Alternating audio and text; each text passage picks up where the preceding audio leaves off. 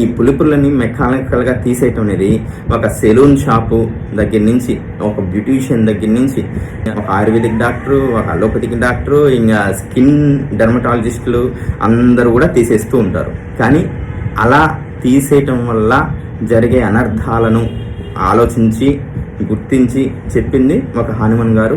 Next దాన్ని మనం follow అవుతున్నది హోమియోపతి డాక్టర్లు మాత్రమే ఇది ఫాలో అవుతారు అనమాట. మిగిలిన ఏ వైద్య విధానం కూడా ఈ యొక్క విషయాన్ని చెప్పరు.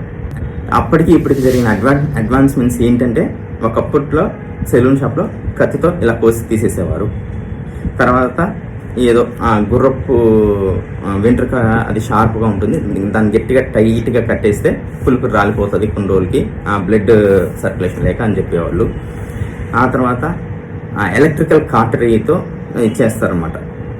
తర్వాత లేజర్ ట్రీట్మెంట్.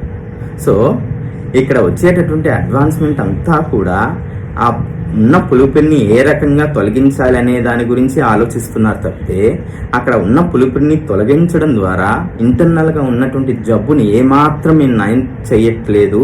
అండ్ నెక్స్ట్ ఇది వేరొక రూపంలో రిప్రజెంటేషన్కి వెళ్తుంది, మాడిఫై అవుతుంది అనేసి ఎవ్వరూ గుర్తించట్లేదు అనమాట. సరే, ఇక్కడ లోకల్గా వాటిని ట్రీట్ చేసినందువల్ల ఏం జరుగుతుంది,